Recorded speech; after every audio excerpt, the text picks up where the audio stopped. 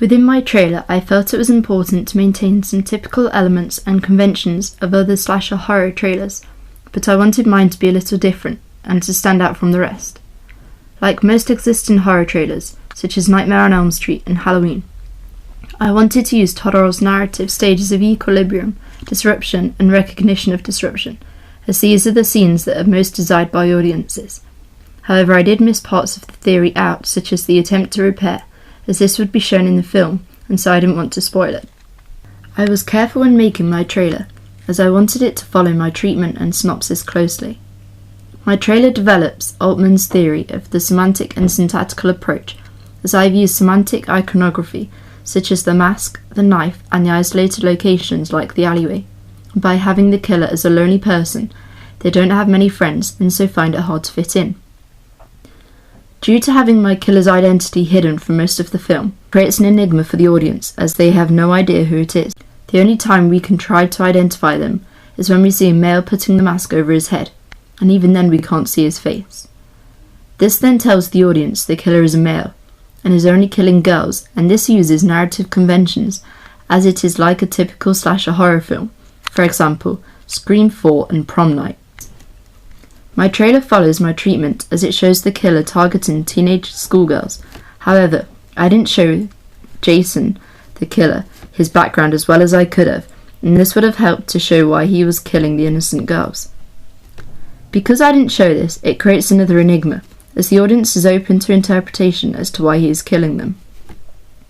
Within my treatment and trailer, I have challenged some representation conventions, as I haven't used any adults, unlike Scream and Halloween, as I wanted to make sure my film attracted my teenage audience, and this also removes the moral compass idea, which is usually portrayed through the use of a teacher or parent. I wanted to follow the conventions of trailers, with my trailer beginning with the green screen, followed by the Dimension Films logo. By keeping them in their conventional positioning, I believed it would be more effective, as the audience would be able to establish the institution straight away, and so they would think it would be a good film, as Dimension Films has helped to produce and distribute many successful films already, such as Scream, Spy Kids, and Scary Movie. I used teenagers for my cast, as this is my target audience, and my storyline was based on school pupils, but I challenged the convention slightly by having brown-haired girls being killed, not blondes like most horror films. The main reason behind this was that the cast are all close school friends, and so worked well together. And because my storyline was similar to Scream, and so I wanted to make it a little different and challenge the typical storyline. I ensured the deaths of the victims were in isolated locations, as this followed the typical convention, and so made it more realistic. I wanted to represent my killer as a strong, fearless character when they had the mask on, and this was their way of getting revenge and letting out their anger. To show this, I used low-angle shots, which showed they had power over the victims. The shots showing the victims being chased, and the close-up shots in the montage show the victims as scared and weaker than the killer. I used many cinematography conventions when filming my trailer. I used long shots for scenes such as the killing shot and chasing scenes, and filmed them in the dark to set the scene and to show the locations as well as what was happening. I did this as it is what I said would happen in my treatment, and this is usually the case in most horror films.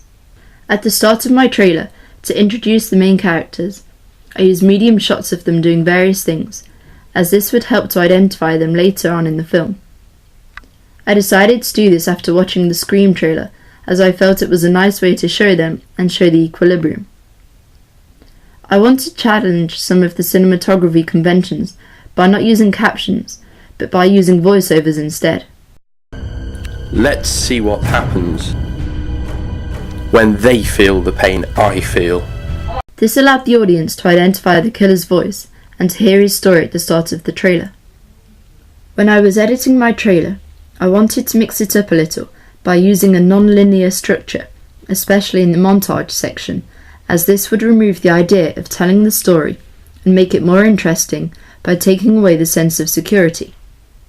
By using the montage, it creates the speed and tension of the trailer and shows a lot of shots, which show the audience scenes that are important, but it doesn't give them enough time to process it, leaving them with an enigma, which will in theory make them want to watch the film.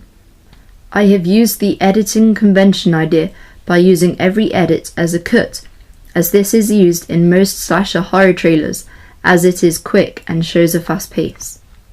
The music in my trailer was created on GarageBand, and it starts off slow for the equilibrium stage and increases the pace gradually for the montage to help with the tension build-up.